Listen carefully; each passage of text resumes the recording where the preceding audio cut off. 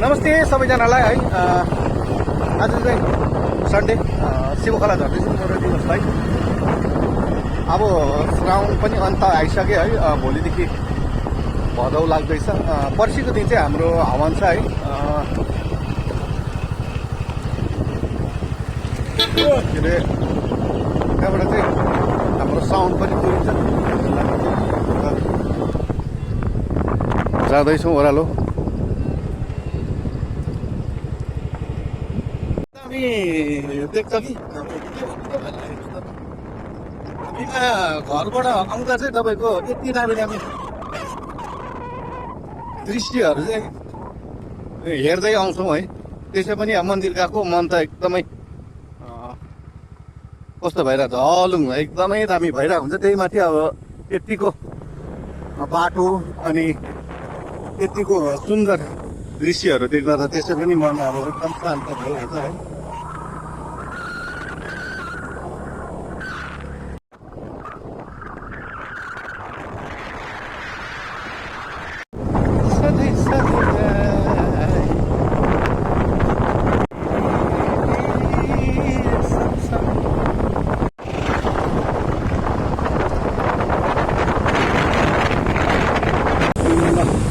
अहिले चाहिँ हामी आइपुग्यौँ भनौँ न शिवखोला शिव मन्दिर है। आज चाहिँ यति दामी हावा चलिरहेको छ नि। अब चाहिँ हतपत हावा चल्दैन नि त, एकदमै गरम खालको हुन्छ, गुम्सिएको दिन जस्तो हुन्छ है। तर आज चाहिँ एकदम हेर्नुहोस् त, झन्डाहरू फरफराइरहेको छ, एकदमै हावा आइरहेको छ, दिन एकदम दामी भइरहेको छ।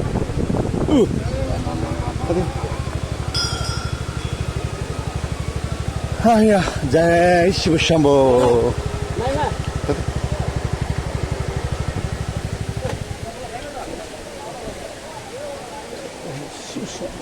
हर हर महादेव। हल्का छटाक छिटिक पानी पर्नु थाल्यो अहिले चाहिँ है। हामी चाहिँ तल मन्दिरमै छौँ। सदनदा यहाँ जाँदैछ।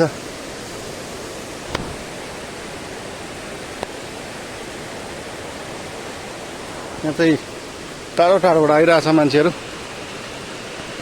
हामीले चाहिँ खाएको आलु भुजा सदनदा र म।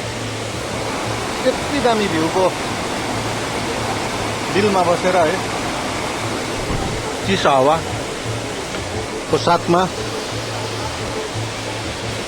हामी चाहिँ भोलिको लागि प्रसाद बनाउँदैछौँ। यहाँ त्यो साथी सदनदा म एकदम काम चाहिँ जोडतोडले हुँदैछ।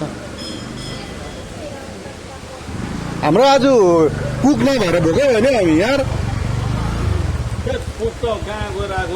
कहाँ गएको नि त यो मान्छे छैन नि। कुक हाम्रो भर्खर आयो। कुक पो अरे पकाएन नि, भोकै बनायो नि।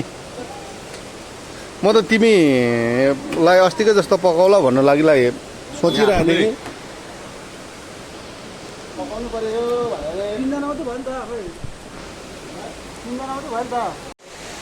एकदम शान्त खालको भइरहेछ अहिले चाहिँ शिव मन्दिर है। धेरै आउँदैछ भक्तहरू, धेरै मात्रामा आउँदैछ। यहाँ पनि हजुरहरूलाई म देखाउन चाहन्छु। हलभित्र पनि टाढा टाढाबाट आएर बस्नु भएका हाम्रा भक्तहरू हुनुहुन्छ। यहाँनिर बसिराख्नु भएको छ, कतिजना आराम गरिराख्नु भएको छ है। अब बिस्तारै बिस्तारै यहाँनिर भरिँदै जान्छ हल है। त्यही भएर हजुरहरूलाई आएपछि चाहिँ यदि बस्दै आउनुहुन्छ भने चाहिँ तपाईँहरू अलिकति चाँडो आएर आफ्नो स्थान चाहिँ ओगटिराख्नु होला भन्न चाहन्छु है। अब चाहिँ हामी पनि लाग्न आँटेको। फुपूले सामान पठाएको छ, त्यो सामान म लगिदिन्छु र एउटा गीत गाउँ भनेको है, भन्नु पनि भएन। हेलो